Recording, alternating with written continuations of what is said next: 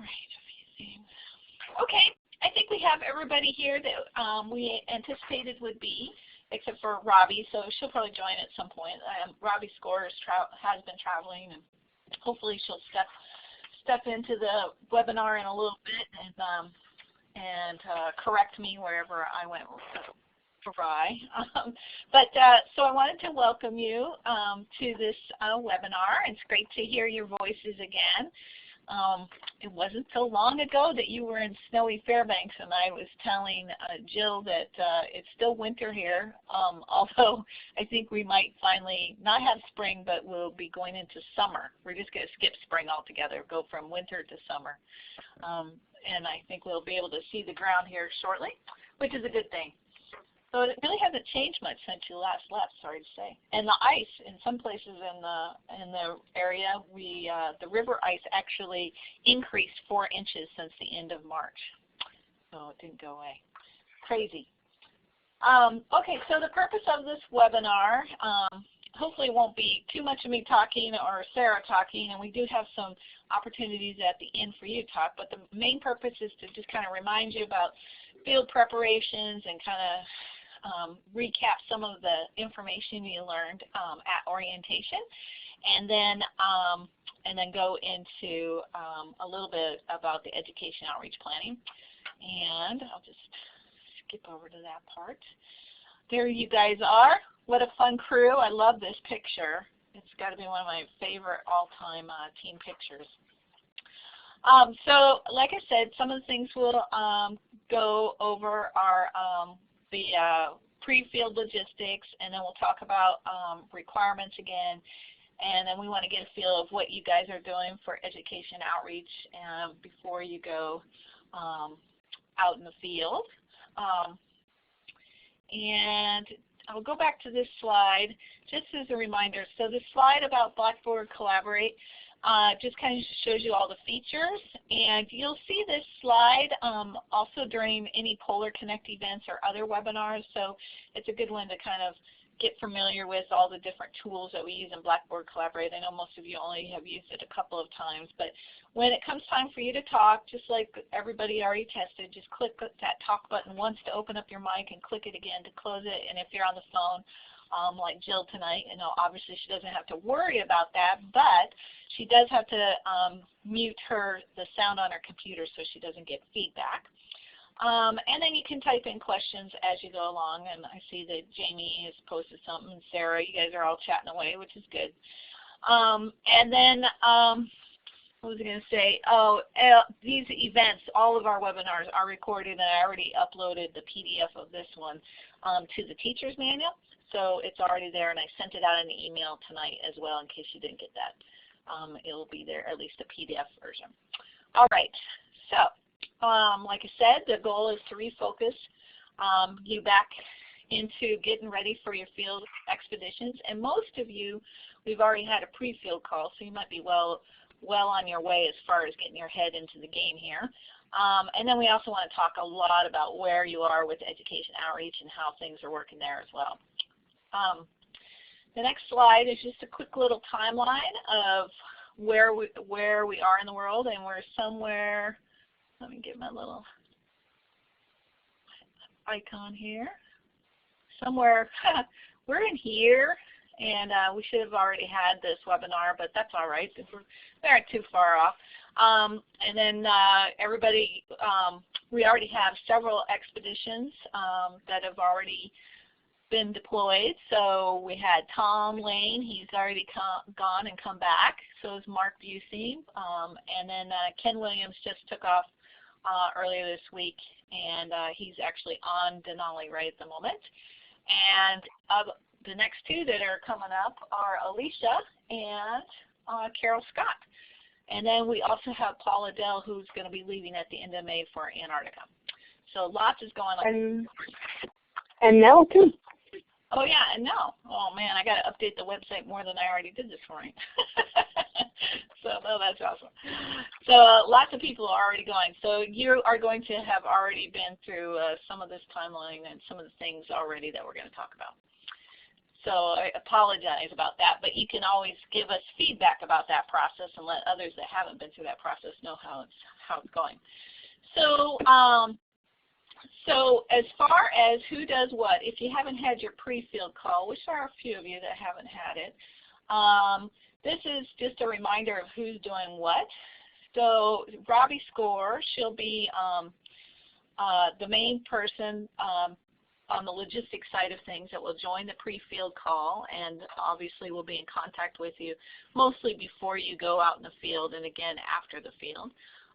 And of course, she works for CPS and is providing clothing and equipment and helping arrange travel, and as well as, you know, just working with the research team and making sure that they can support you adequately. And we talk about communications and all that kind of stuff. ARCIS, of course, just reimburses you and helps you along. And then the researchers, if they're asking questions, unless we have worked with them specifically, like Ken Dunton, they shouldn't be paying for anything, and you shouldn't have too much that you pay out of pocket as well. Some of the things that I wanted to remind you about going out into the field. So for almost all of you, there's just a few exceptions. Is anybody on this phone that's an exception? Jill, I think you're the only one where your travel arrangements would be made through CPS, and in Jill's case, if my memory is right, actually her researcher is probably going to be making her travel arrangements, but we'll discuss that in more detail. But so travel arrangements almost always will be made through CPS, and CPS will also provide all of your field gear.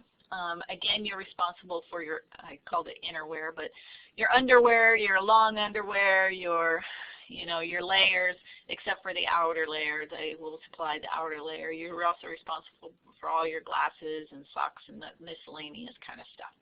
They do provide sleeping kits for most of your expeditions. And so if you have questions about gear, you can email us anytime. Most of you, I think you are also well on your way to trying out gear and or know what to take with you in the field.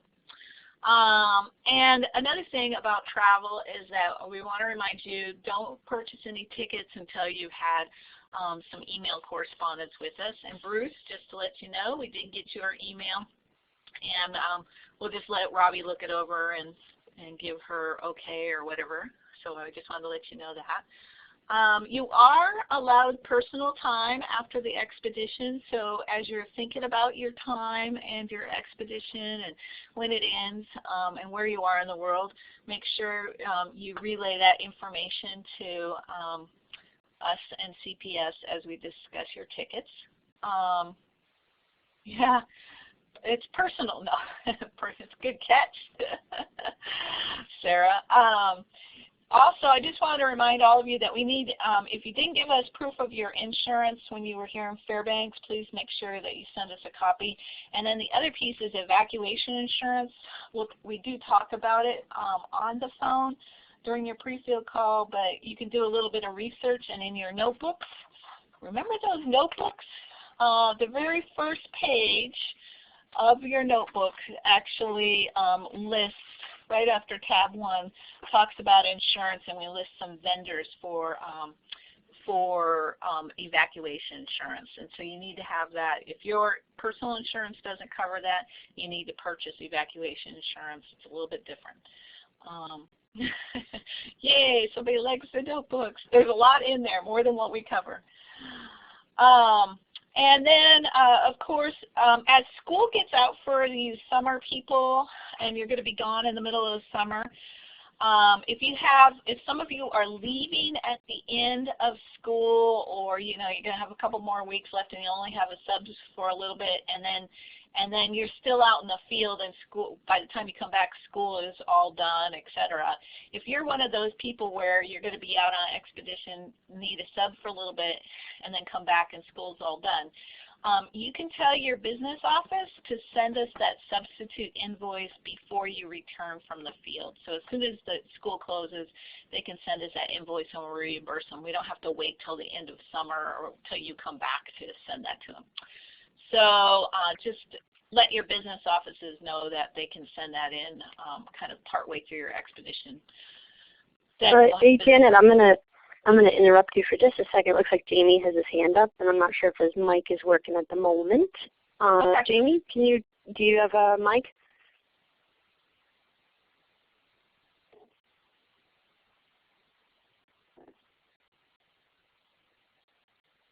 Looks like maybe his Yeah, thanks. It's just a question about gear with CPS. Is this an appropriate venue for that? Sure. Looks like maybe his mic is a little low or something. Jamie. Can you hear me now? Sure. Okay. This is just a question about gear with CPS. Is this appropriate? Is it an appropriate time?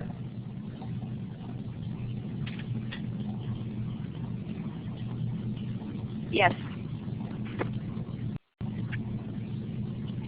Hello?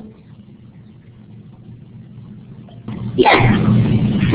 Okay, so if a piece of gear is damaged while we're in the field, are we responsible for replacing it personally, or how does that all work?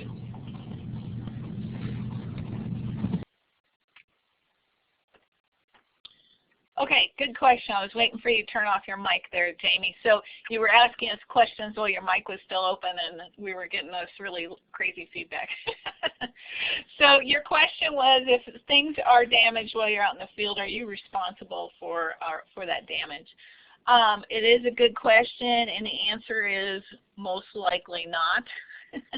I'm going to leave it like if CPS, if it's just wear and tear and or you might have lost it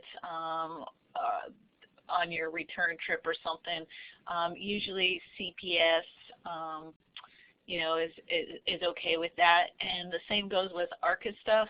We realize that cameras get banged up, you lose cords and attachments. We hope that you give a good effort to, one, take care of the gear, and two, try to repair it if it's possible in the field, but also, look for lost items or misplaced items as well, that you put some kind of effort into it. I don't know, Sarah, do you want to add anything to that? No, I think that's, if it's, Jamie, if it's reasonable and within the boundaries of, what that gear is supposed to be used for, and it gets banged up, that's part of being in the field.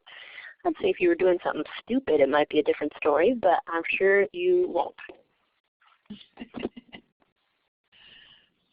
Okay, yeah, no, that's okay, Jamie. I think CPS is aware of that some of their environments are really extreme, and that's the reason we're giving you the gears. We'd rather have you use their gear rather than your own gear and go through the same thing.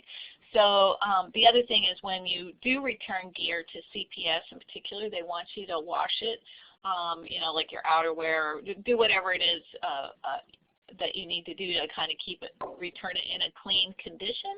And if that's not possible or something, just let Robbie know, and she'll tell you what she wants done with it or not done with it, etc. But don't throw away, if you do have gear that's really trashed or something, don't necessarily throw it away and think that, oh, that's okay to just get rid of. Contact Robbie if the gear comes from them, and let them know the status of their equipment, and they can tell you whether that needs to be where it needs to be disposed of or not, if that's the case. They may want Absolutely. it in a ripped up condition or something, I don't know. Okay. Yeah, let me jump into Janet real quick. And I know we've said this so many times, but when you get gear from Robbie, make sure you try it on. Not only try it on for size, but let's say, like you're saying, Jamie, with like rain gear, take it outside, and if it's not raining, pour some water on you. Go get a gardening bucket or something, and make sure that stuff is really waterproof. We've had teachers that were like, oh, this is not a great jacket once they finally were getting wet. And once Robbie knew that after the field, she said, well, we could have sent you another one if you let us know. So don't be shy if you're feeling like the gear's not quite right.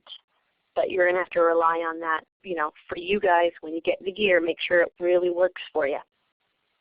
Yeah, and Alicia's comment about the bug shirt reminds me that the other thing is, along with bug shirts in particular, or things that are like that, is to make sure that you wear other items. You aren't just wearing the one T-shirt underneath it, that you've got, your layers on or whatever it is, whether it be the rain gear, the bug shirts, or whatever, that you've layered up underneath, and that item fits over several layers, not just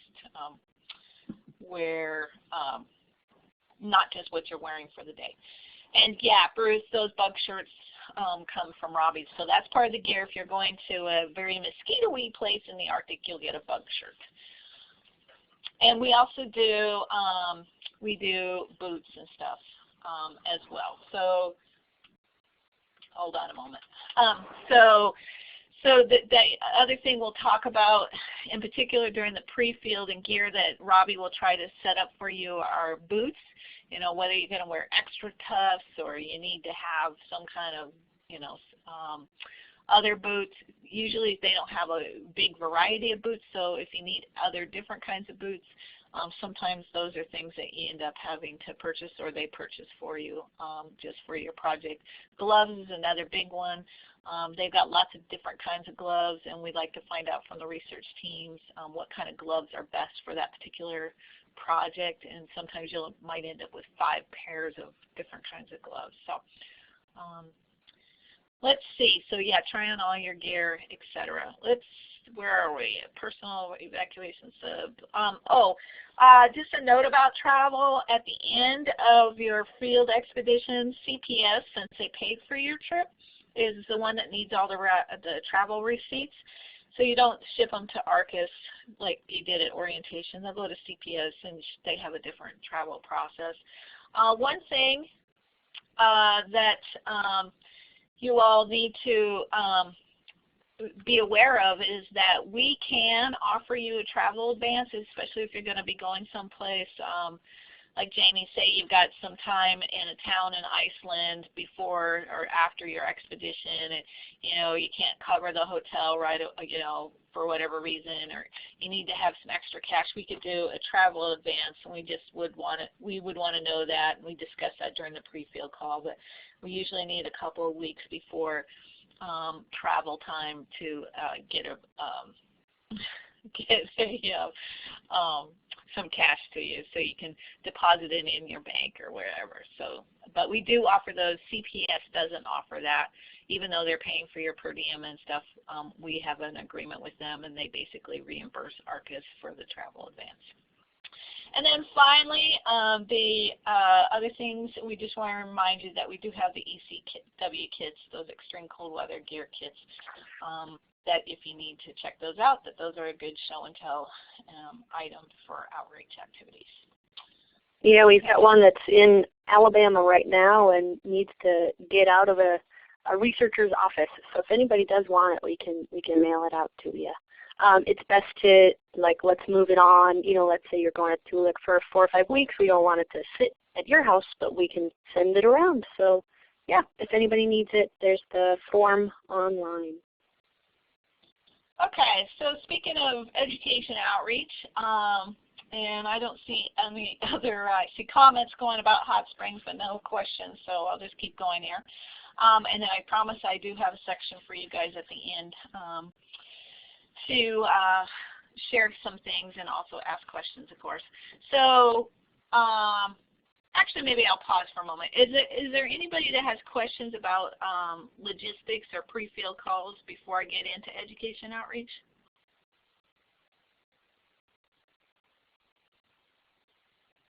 Anybody? All right, well, type in your question along the way if you have something that you're thinking about. Okay, so education outreach plan.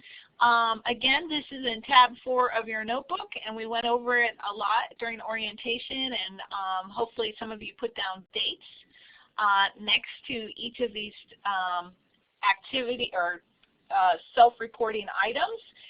And when they're due, I just want to remind you that these documents are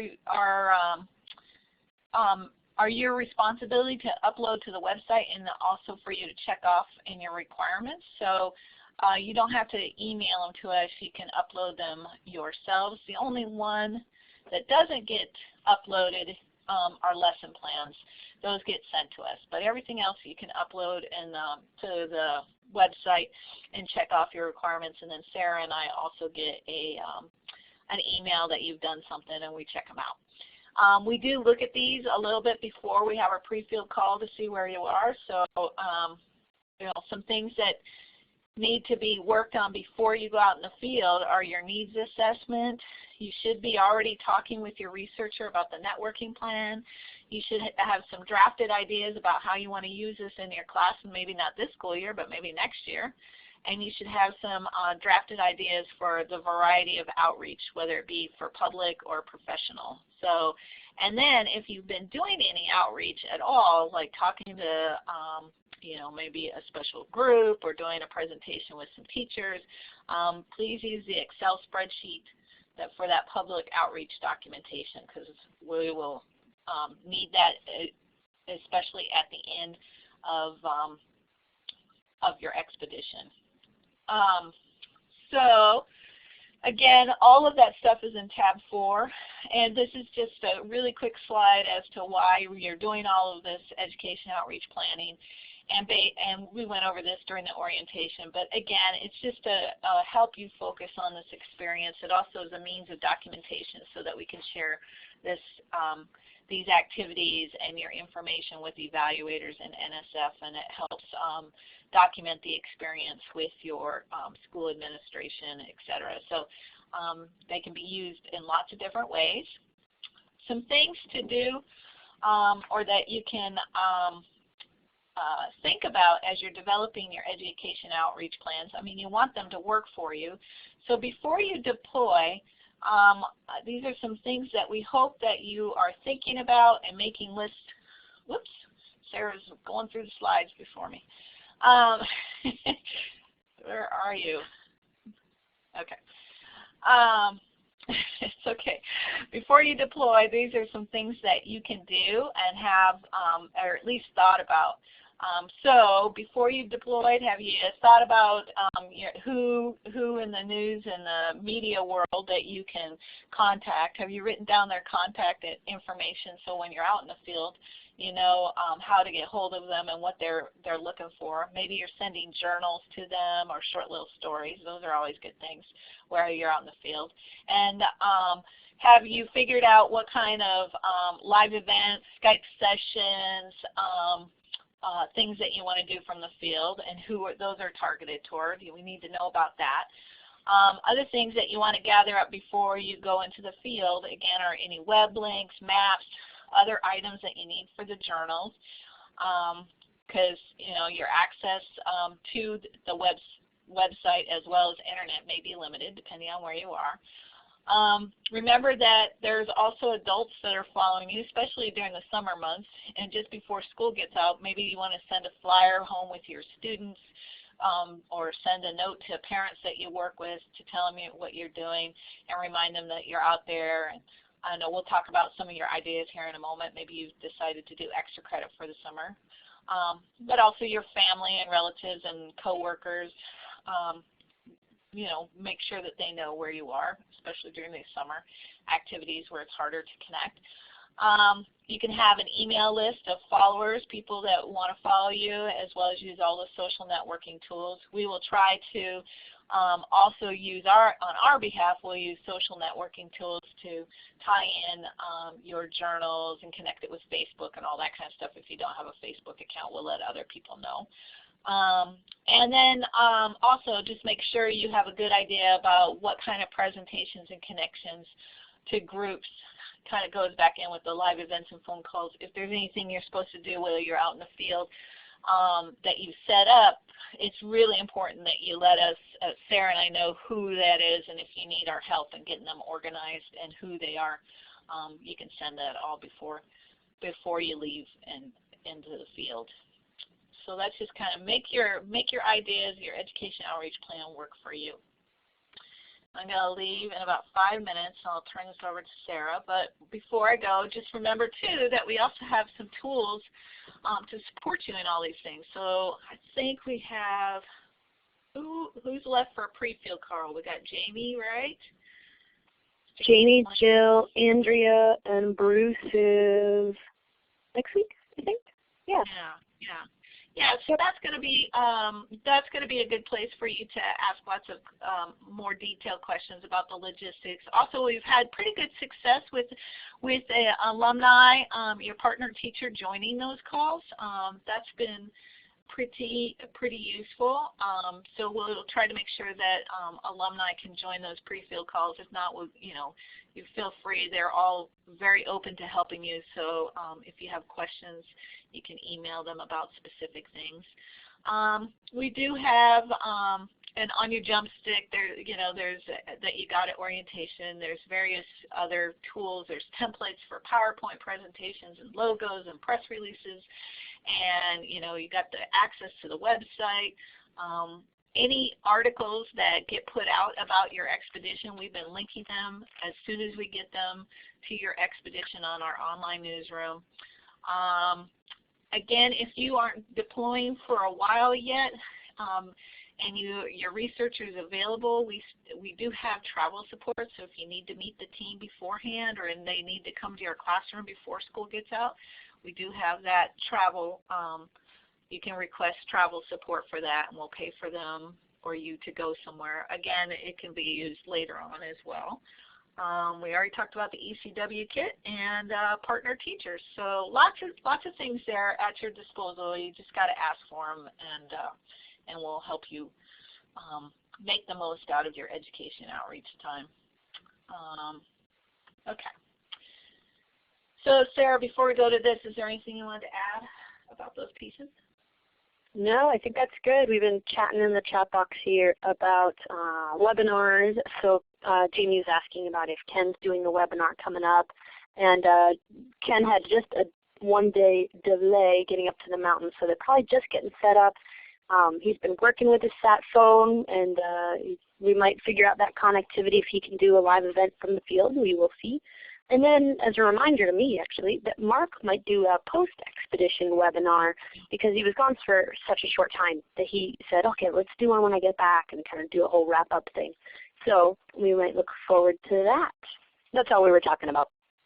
Okay, perfect.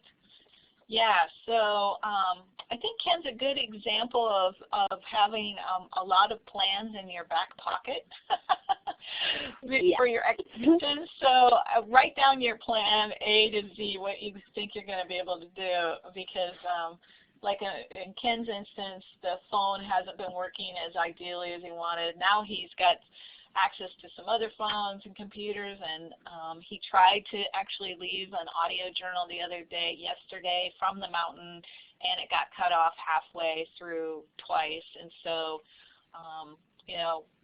now we have plan X, Y, and Z coming up here shortly. So just kind of make sure that as you go through this whole process that you're thinking of different ways to communicate or what your needs are, and get the information out there. So, okay, so I'm going to turn this piece over to Sarah, only just because I'm going to have to kind of work my way out of the room here. But the idea behind this latter part of the webinar is mostly for us to just go round robin and see what kinds of things you've been putting in place, and if you've done any outreach activities or things that you are going to do while you're out in the field to help connect your students and the public to your expedition.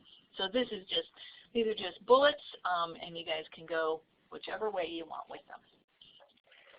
Yeah, and actually I was going to say a little bit maybe beyond bullets of what you're doing sort of as an insular thing in your community. If you've got ideas of how your community or your students could connect to other expeditions at other times this summer, let's see if we can try and share, try and support and share one another if you've got some ideas. So I'll put that out there too. But I'm going to go down the list here, and maybe Alicia, do you want to go first? I'll let you type in the chat box. See if you are ready. Just let me know, and then I'll turn it over to you. But yeah. All right. Go ahead, Alicia. You can use your microphone. Okay. I don't mind being the guinea pig. One thing that I've been doing, if you're my friend on Facebook, you've seen more than you ever wanted to see of it. I actually had a friend draw a cartoon ground squirrel for me, and this cartoon ground squirrel is kind of appearing around my school. Students are taking him to recess, the lunchroom, and taking pictures with him. And then they're just kind of, those are being posted on my PolarTREC blog. So the kids are getting excited about it that way. My goal is that this will be an interspecies exchange program where we're sending the teacher from Oklahoma to the Arctic, and the Arctic is sending this ground squirrel here. We had a whole contest to name the ground squirrel. We revealed the name today. It's Sammy the Squirrel. And I'm hoping that the kids will take pictures with him all over this summer and email those to me. And I'll have a section on my blog that's kind of a what's the squirrel doing in the lower 48. So excited about that. I think it will be fun. Getting them excited, and I'm hoping that will be a hook so they'll keep reading this summer, hoping to see their pictures show up. So that's one thing that I've been doing.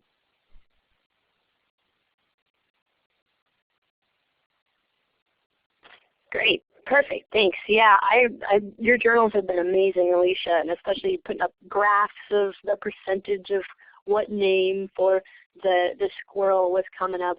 And I know it seems really like small and kind of just a piece or an increment. You're definitely building a really neat audience. It's great.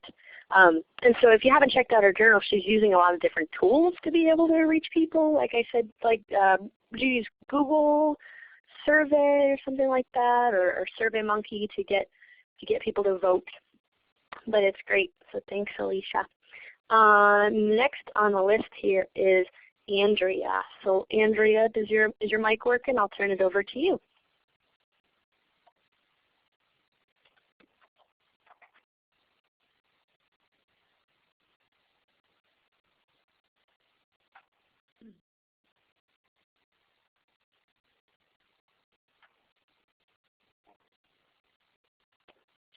All right, Andrea, I'll let you try and figure it out. If you can hear my voice, go ahead and type in the chat box so I know you are out there. Oh, there you go.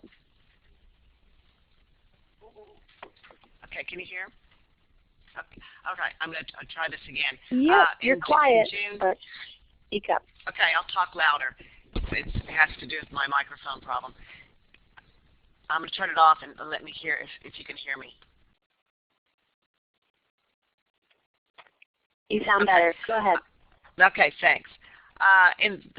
My plan was originally, when I was supposed to be leaving later in the summer, was to hook up with my school, or then when I found out earlier, to hook up with the kids that do a summer science camp in Port Aransas, but I'm out of that time frame, so I'm still in a work in progress. There are several adult like a Rotary Club and things like that want me to speak to them.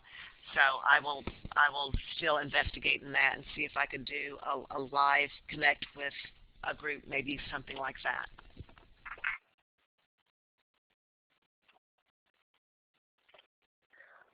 Cool, perfect, Andrea. Thanks. Yeah, you've got a big switch, I suppose, with the new news of when your expedition is going. So no worries. And again, so if anybody is going out early in the field, say let's say June or something like that, but they know that Andrea is going out a little later in July and in August, you can direct people that you know to her when the time comes.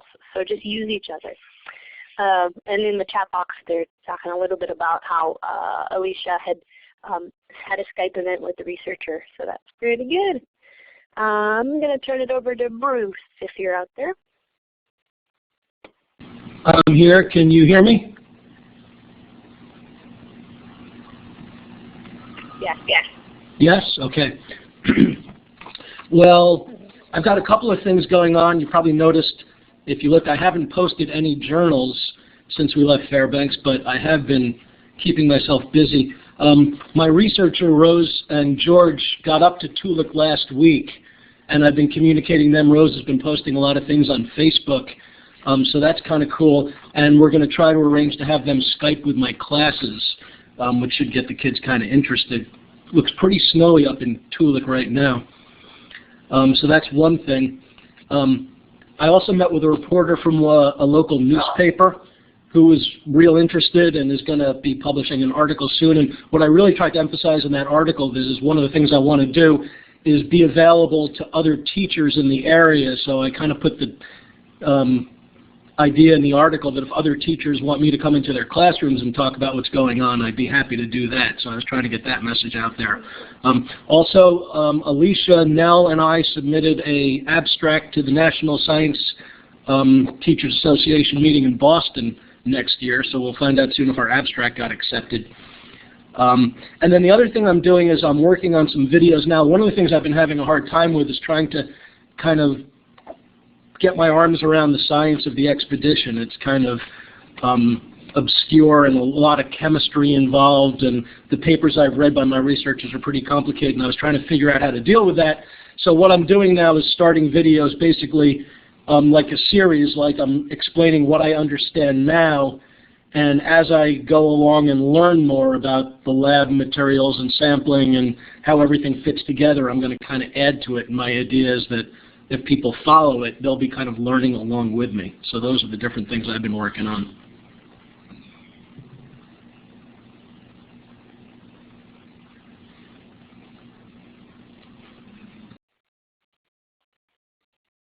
Very cool, Bruce. I'm curious to know, are the videos that you're making ahead of time about your knowledge, are you going to make those like available, or are they just for you to kind of be checking on what you're learning over time?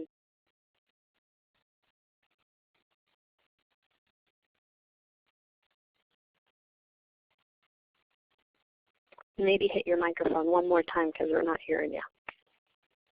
Sorry, I forgot to click talk. Those are for my journal. I'm putting the videos together, and I'll be posting them on my journal page. Hopefully next week I'll get the first one up there. I was just emailing with Rose about it today.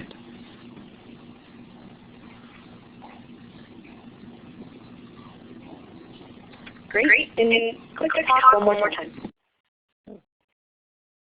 Perfect. So that turns off the mic. That's a really neat idea, kind of like what you know now. I mean, we do that with students all the time, right? What you know ahead of time and what you've learned, and that's great. Perfect. Your own KWL. That's awesome. All right, and good job working with the media. It's really tough, and see if you can, as everybody's, writing stories about you and articles in general, see if you can get a copy of it before it goes out and make sure it kind of is spot on with what you're doing. And if you need anyone to contact PolarTREC, you're welcome to send them to Janet or I for any articles of things that you're like, well, I'm not sure, but I should send it off to Janet and Sarah. That is fine with us. But yeah, you've been doing a great job, Bruce. Thanks. And Jaime is next on my list here of participants, so I'm going to turn it over to him.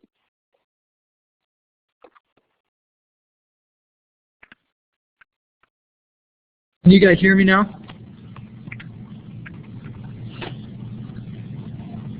Yes. Yes.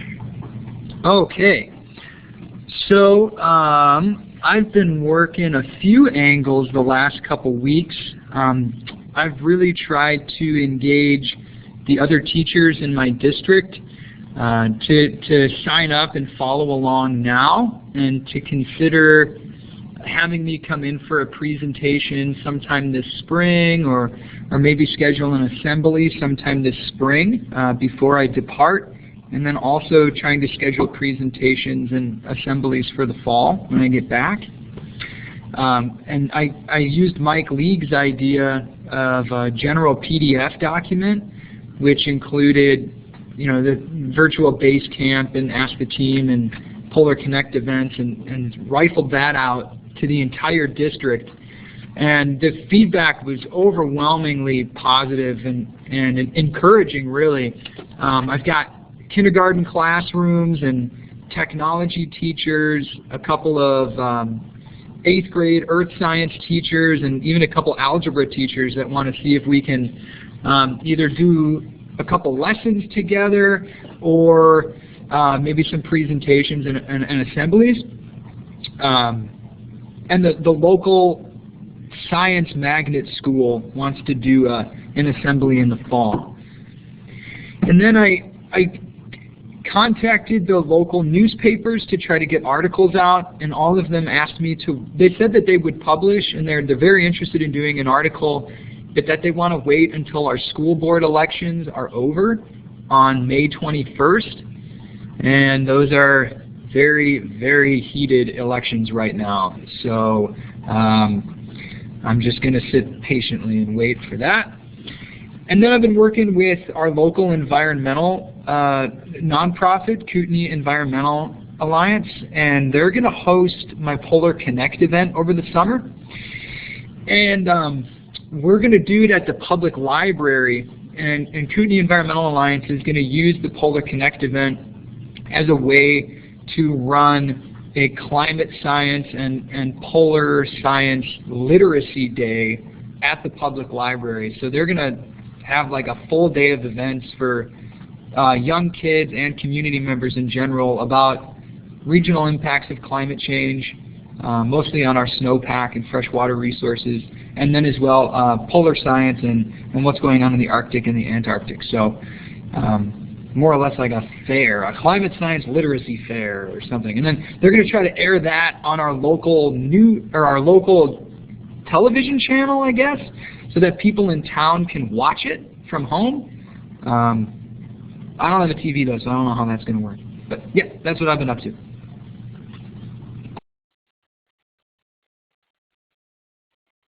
Nice job, Jamie. That is a lot of good stuff.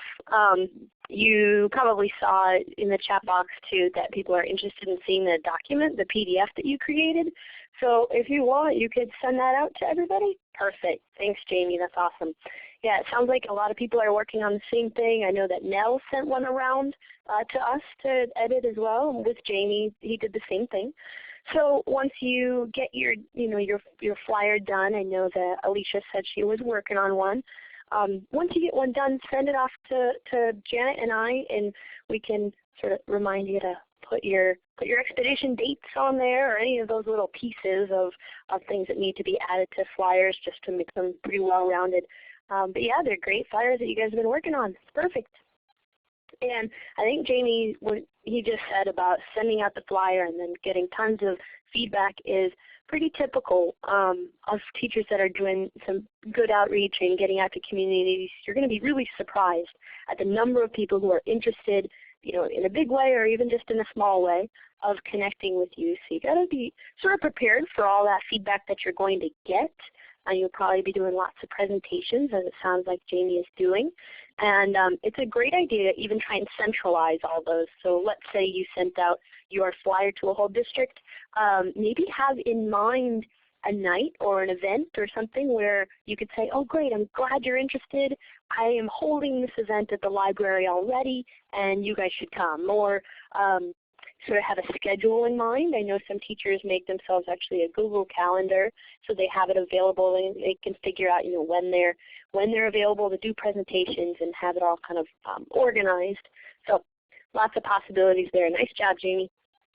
And looks like Jill is next. I'll turn it over to you, Jill. Hello, can everyone hear me? I can hear you. Okay.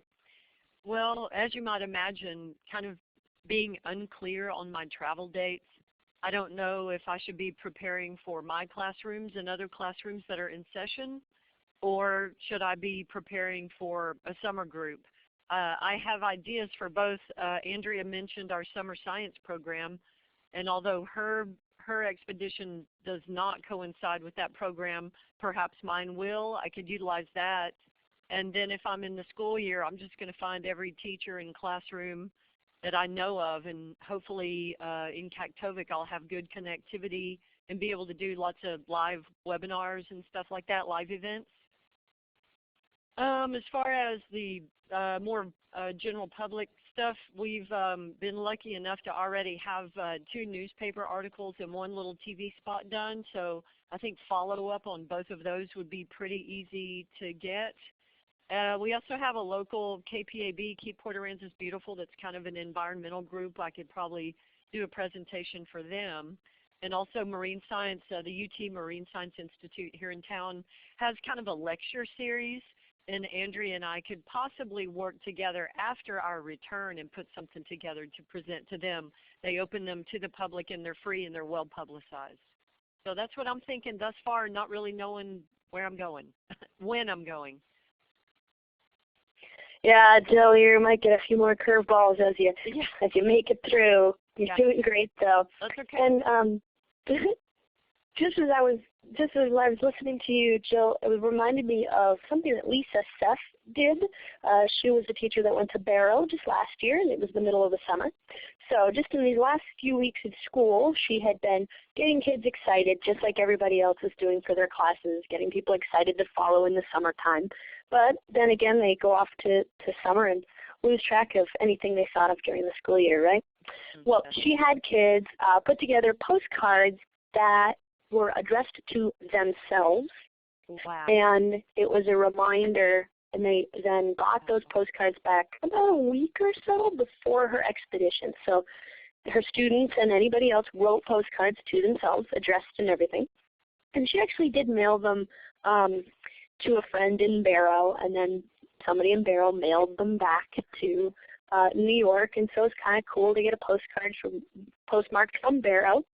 But regardless, you could mail them out, a week and a half before you're leaving, and all the kids will get a postcard reminder. I believe she had kids draw their own kind of representation of what her expedition was going to be like on the front side of the postcard. So a little bit of art and a little bit of a reminder for folks that they're able to follow in the summertime. So just another idea. Yeah, that is a great idea. It sounds fun, and they're not used to getting mail via, snail mail. Exactly. They're used to email and Facebook. So I think it'd be kind of novel and interesting for them to get something in the mail. Exactly. Yeah. Good point. Uh-huh. All right. And I think, Nell, you're next on my list here. So I'll turn it over to you. Okay, can you guys hear me?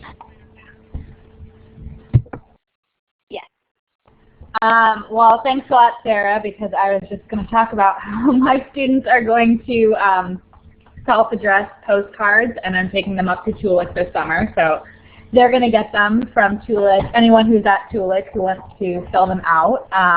So they're going to put their addresses and everything on that before I leave. But I am actually Skyping with my researcher tomorrow with all of my 131 7th graders. So we'll see how that goes. And we're actually going to do a Google Hangout so that our research assistant, Kiki, will be there as well. I also, just like Alicia, made a little mascot. I have a little loon in my classroom when we talk about biomagnification. And since Tulick means loon, I decided that I'm bringing him this summer, and he's going to appear in pictures. So my students we're currently undergoing a naming contest, and they have to go to the Ask the Team section to submit the name for the loon. As far as the summer, I'm still kind of working that out. A lot of my students have just given me recommendations for summer camps, science summer camps, so I probably will get in touch with the people who run those camps to set up PolarTREC events. Since I don't leave until the end of June, I still got a little time to play with, but yeah, I still have a lot to do, so we'll see.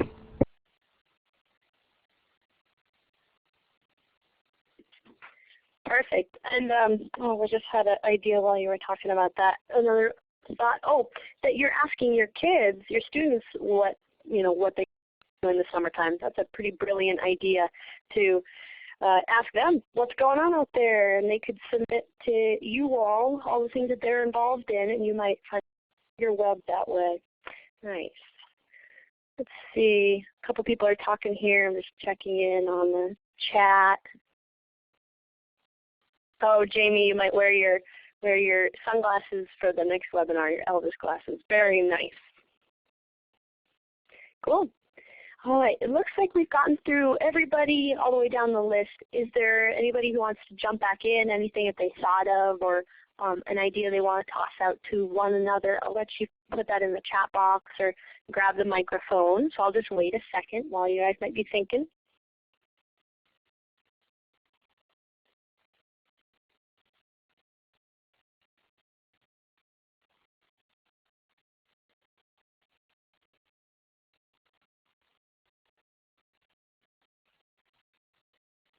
All right, Jamie, go ahead. Sarah, is there any tech training that we need to prepare our PolarTREC hosts with?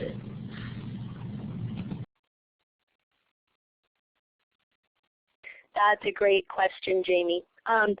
So it would be best if, let's say you're connecting with a library or an institution that might have an actual IT person.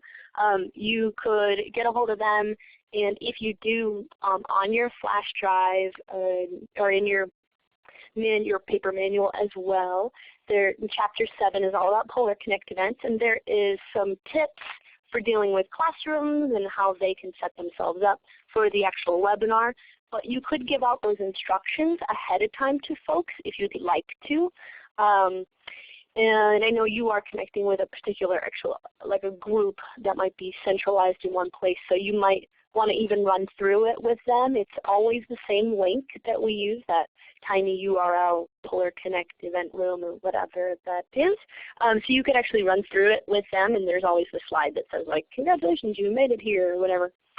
Does that kind of answer the question? I'll watch in the chat box and see.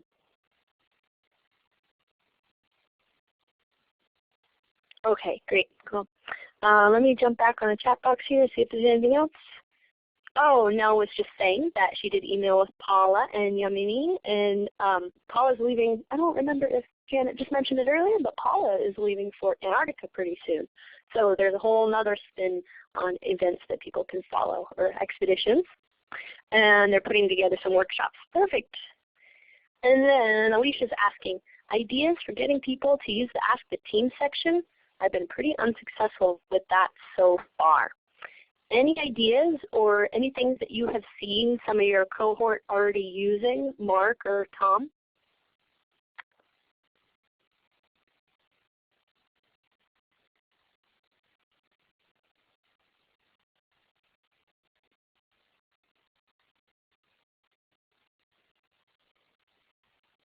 I see some people typing. So I know, Alicia, you've tried this a few times with sort of the name. I think it was you or Nell is doing it with the naming of your critter. But Mark did a pretty good job of making direct questions in his journals that link right to Ask the Team. And of course, that really is going to pick up when you're in the field. But you might have some, like a simple science journal that has a couple of extra questions in it that people might want to know more about or try and answer. Let's see, I'm looking back here. Bruce, I blackmailed students who asked for college recommendations next fall. Nice. Yeah, Mark was doing contests. Yeah, the other thing I was going to mention is that Mark had postcards from Greenland that he was mailing out to folks. I guess that's kind of bribing them, as Bruce is saying. But regardless, it gives an opportunity for them to get something out of participating there. And Ken had a really dynamic conversation going on about what was it about the sort of impact or relationship to his expedition and climate change, and then the fact that they're actually driving the ice cores all the way from Alaska down to the lab in New Hampshire. So there was actually a pretty dynamic conversation going on there, and the researcher was in on it as well. He had the chance to get the researcher to reply in there, so make sure you can bring people in that way too. Yeah, Jamie was checking that out. Great. It is a tough thing to do ahead of time, and the more that you show your students or other folks in presentations that it's available, the more that they might be willing to use it. And then perhaps, Alicia, I know you've been using Facebook a lot. You might want to use it, the Ask a Team forum, kind of link that as your link in Facebook. That might be a good way to get people involved in it. I see some people typing, so I'll let that happen.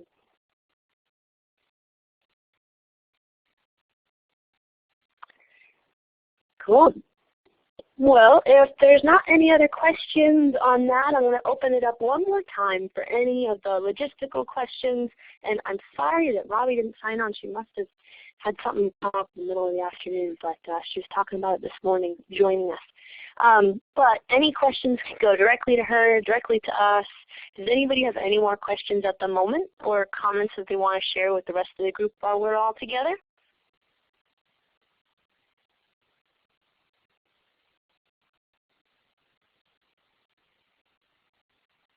Nice, Jamie. We miss you too.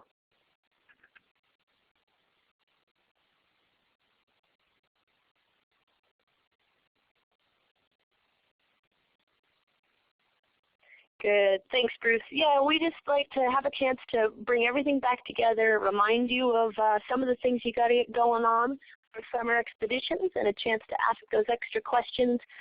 But of course, Janet and I are sitting right here making sure that we're available whenever you guys might need something.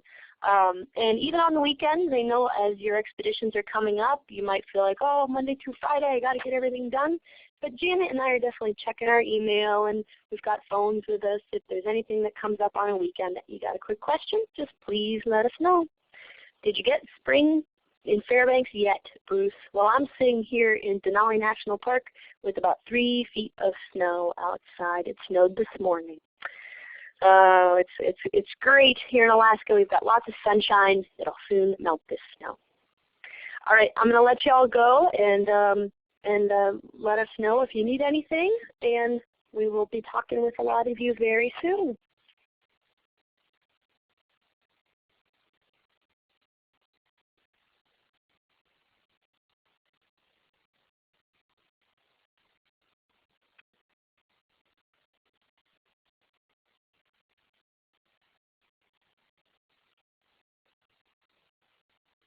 Yep, take care everybody. Have a great rest of your day and let us know if you need anything.